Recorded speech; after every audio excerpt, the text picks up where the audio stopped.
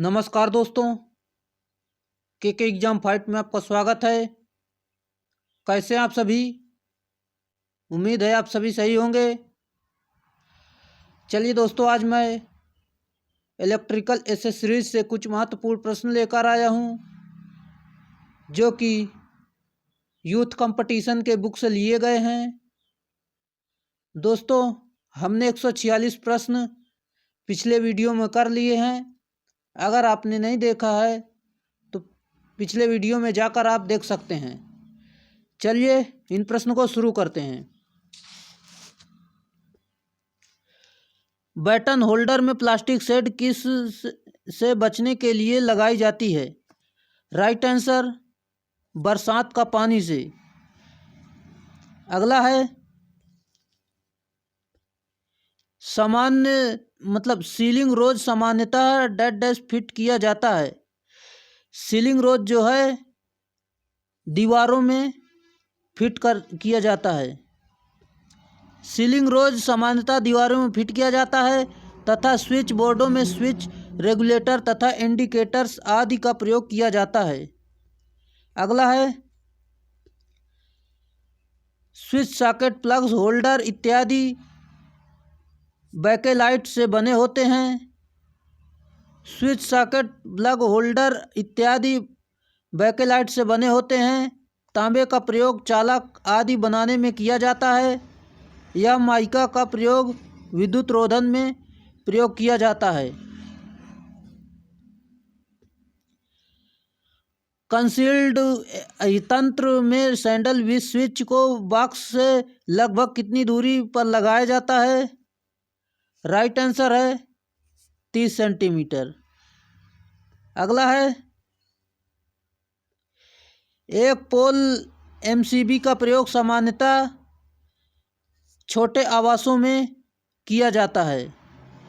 अगला प्रश्न है,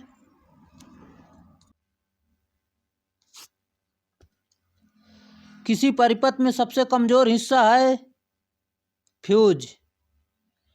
किसी परिपथ में सबसे कमजोर हिस्सा फ्यूज होता है। फ्यूज का गलनांक सबसे कम होता है। एक परिपथ में फ्यूज का तापीय अतिभार रिले द्वारा संरक्षित होता है तो शॉर्ट सर्किट दोष की दशा में राइट आंसर, फ्यूज पहले प्रचालित होगा। एक परिपथ में फ्यूज एवं तापीय अधिभार रिले द्वारा संरक्षित होता है। शॉर्ट सर्किट दोष की दशा में फ्यूज पहले प्रचलित होता है। फ्यूज का प्रतिरोध निम्न तथा गलनांक निम्न होता है। अगला है, फ्यूज को चरण संवाहक के साथ श्रृंखला में संयोजित किया जाना चाहिए। राइट आंसर है ऑप्शन नंबर डी, चरण संवाहक के साथ श्रृंखला में। फ्यूज हमेशा फेज वायर के श्रेणी क्रम में जुड़ता है तथा फेज के श्रेणी क्रम में जोड़ा जाता है। इसकी रेटिंग एम्पियर में होती है। इसका वायर बहुत ही पतला बनाया जाता है। फ्यूज वायर अधिकतम टिन तथा लेड से बने होते हैं, जो कि टिन जो है 63% और लेड जो है 37% होता है। अगला है, एचआरसी फ्यूज का विच्छेदन और अंतिम धारा शून्य के बीच का समय होता है। राइट आंसर है आर्कन काल। एचआरसी फ्यूज में विच्छेदन और अंतिम धारा शून्य होने के बीच समय आर्कन काल कहलाता है। फ्यूज को हमेशा फेज वायर के श्रेणी क्रम में लगाया जाता है। फ्यूज की रेटिंग एम्पियर में होती है। इसकी विदारक क्षमता 66 किलोवोल्ट से 500 मेगावोल्ट एम्पियर तक होती है। इसमें धारा वाहक के लिए चांदी के तार का प्रयोग किया जाता है तथा खाली स्थान में भरण पदार्थ पाउडर के रूप में भर दिया जाता है। अगला प्रश्न है, फ्यूज की वायर की रेटिंग सदैव निम्नलिखित में व्यक्त की जाती है। राइट आंसर, एम्पियर में। फ्यूज जो है एम्पियर में और एनर्जी मीटर KWH में।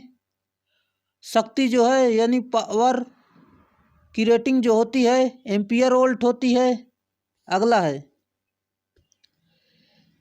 नेशनल इलेक्ट्रिकल कोड 2011 के अनुसार नाइफ स्विच 1000 एम्पियर पर निर्धारित किए जाते हैं। अगला है दिया हुआ चित्र इंटरमीडिएट स्विच दर्शाता है।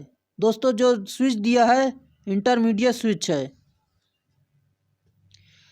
बंद अतिधारा बचाव द्वारा परिपथ के लिए केबल में आवश्यक धारा प्राप्त करने के लिए सामान्य धारा वहन क्षमता की रेटिंग फैक्टर का गुणांक होना चाहिए जो निम्न होता है।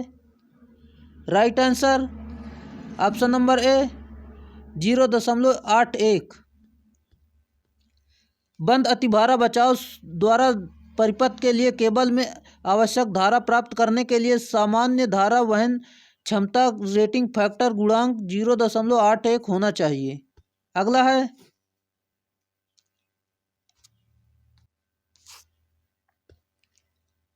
यद्यपि किसी विद्युत प्रतिष्ठान का आईसीडीपी स्विच बंद अवस्था में है तो भी स्विच से संयोजित भार सामान्य के रूप में कार्य कर रहा है। इसका कारण है right answer option number A switch में एल व ई के बीच भूदोष।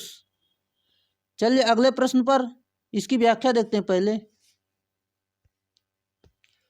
यद्यपि किसी विद्युत प्रतिष्ठान का आईसीडीपी स्विच बंद अवस्था में है तो भी स्विच संयोजित भार सामान्य रूप से कार्य कर रहा है। इसका कारण यह है कि स्विच एल व ई के बीच भूदोष है। यह सिंगल स्विच जो सिंगल फेज एसी अथवा डीसी सप्लाई के लिए मेन स्विच का कार्य करता है। इसमें प्रत्येक लाइन श्रेणी क्रम में फ्यूज भी लगा होता है। श्रेणी क्रम में फ्यूज जो है श्रेणी क्रम में लगता है। अगला है 3 पिन प्लग टॉप में अर्थिंग पिन को मोटा करने का कारण क्या है। राइट आंसर अधिक क्षरण धारा वहन कर सके। 3 प्लग टॉप में अर्थिंग पिन मोटा बनाया जाता है जिससे वह अधिक क्षरण धारा वहन कर सके, सचल वैद्युतिक उपकरणों की मेन लीड को सॉकेट से संयोजित करने वाली प्लग टॉप कहलाती है। 2 पिन 5 एम्पियर 250 वोल्ट की क्षमता में बनाए जाते हैं। अगला है 3 फेज लाइन में परिपथ को ऑन या ऑफ करने के लिए सामान्यतः प्रयोग किया जाने वाला स्विच है। Right answer आईसीटीपी। 3 फेज परिपथ में ऑन या ऑफ करने के लिए सामान्यतः प्रयोग किया जाने वाला स्विच है आईसीटीपी। यह 2 पोल या 3 पोल एक स्विच होता है। अगला है लघु रूप परिपथ वियोजक का प्रयोग आवश्यक है भवन के प्रत्येक कक्ष की वायरिंग में। लघु रूप परिपथ वियोजक का प्रयोग भवन के प्रत्येक कक्ष की वायरिंग में आवश्यक है। यह एक एसपी स्विच की आकृति वाला लघु परिपथ वियोजक होता है। इसकी विशेषता यह है कि इसमें ओवरलोड अवस्था में स्वतः ही ऑफ हो जाता है। ये परिपथ वियोजक 5 एम्पियर से 60 एम्पियर और 230 वोल्ट क्षमता के बनाए जाते हैं। अगला है 3 पिन वाले यानी 3 पिन वाले प्लग में तीसरी पिन किस लिए प्रदान की जाती है। राइट आंसर भू संपर्कन प्रदान करने के लिए। चलिए अगला प्रश्न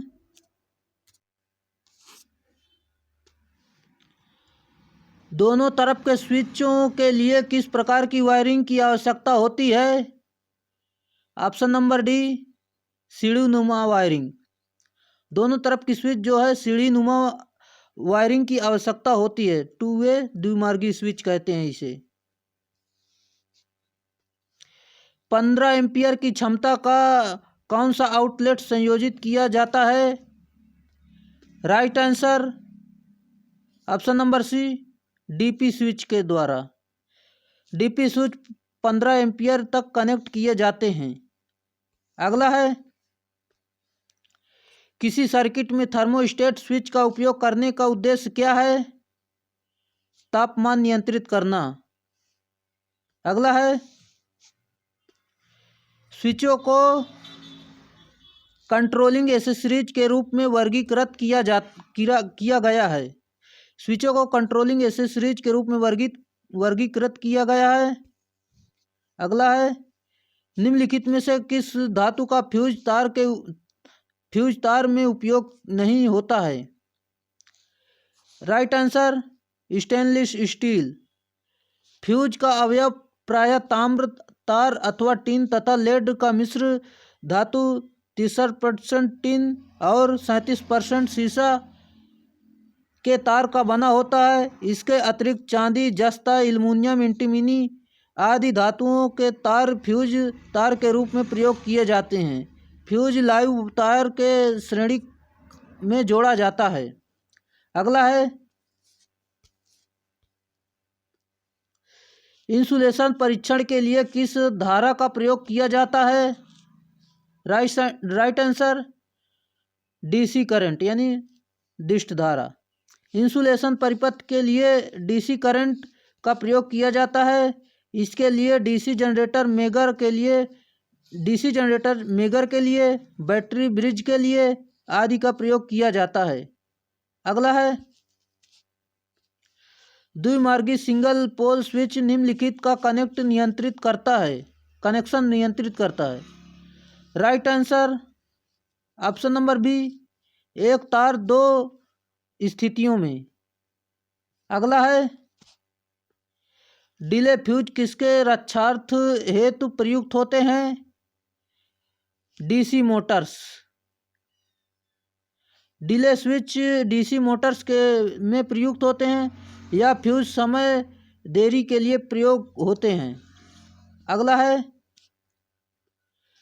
चुंबकीय अतिभार रिले को तापीय अधिभार रिले के द्वारा किस प्रकार की तुलना की जाती है? राइट आंसर धीमा।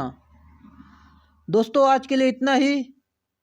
अगर वीडियो अच्छा लगा हो तो प्लीज़ इसे लाइक ज़रूर कर दें और अपने दोस्तों में शेयर ज़रूर कर दें। अगर आप चैनल पर नए हैं तो चैनल को सब्सक्राइब ज़रूर कर लें और साथ में बेल आइकन ज़रूर दबाना ना भूलें। चलिए आज के लिए इतना ही। वीडियो पूरा देखने के लिए धन्यवाद। फिर मिलेंगे नेक्स्ट वीडियो में, तब तक के लिए बाय।